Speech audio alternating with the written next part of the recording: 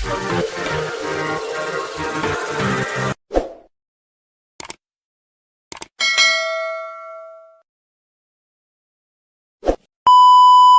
masak di rumah dah lama.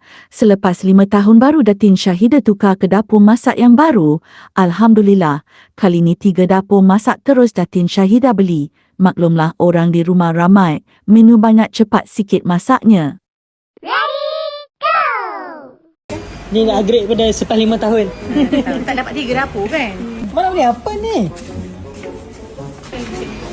Satu set je tu betul. Ada orang tak awal suruh duduk. Tapi tak boleh potong.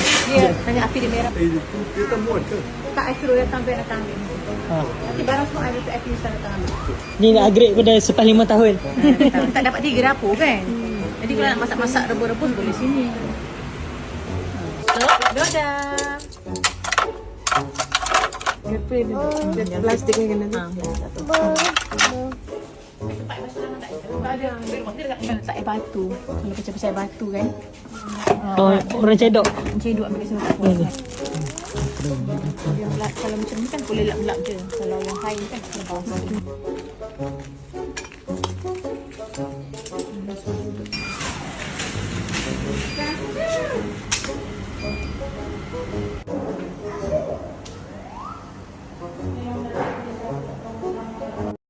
Thank you for watching.